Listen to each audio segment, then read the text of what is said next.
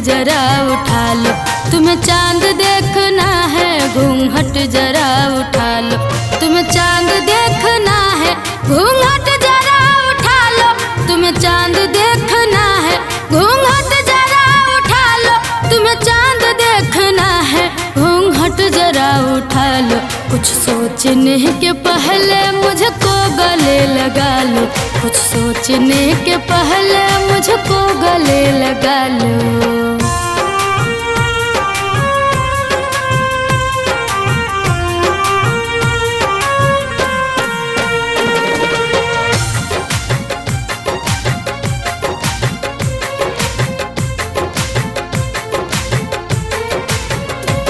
तेरे लिए तो मेरी टूटेगी हर कसम, पहली मिलन की रात है लगता बड़ा शर्म।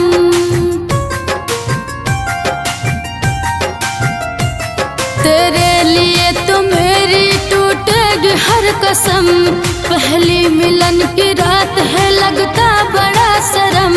धड़कन बढ़ी है दिल की उसको जरा संभालो, धड़कन बढ़ी है दिल की उसको जरा संभालो, धड़कन बढ़ी है दिल की उसको जरा संभालो, धड़कन बढ़ी है दिल की उसको जरा संभालो। कुछ सोचने के पहले मुझको गले लगा लो, कुछ सोचने के पहले मुझको गले लगा लो।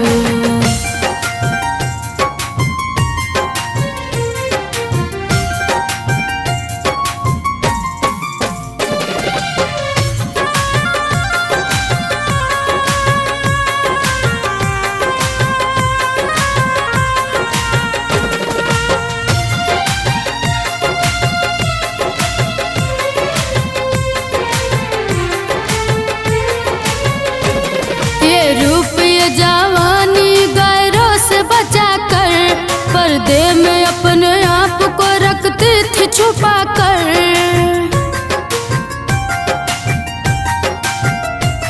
ये रूप ये जवानी गैरों से बचा कर, पर्दे में अपने आप को रखती थी छुपा कर।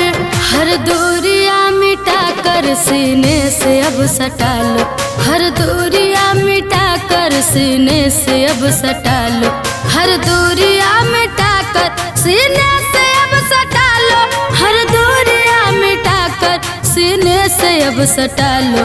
कुछ सोचने के पहले मुझको गले लगा लो, कुछ सोचने के पहले मुझको गले लगा लो।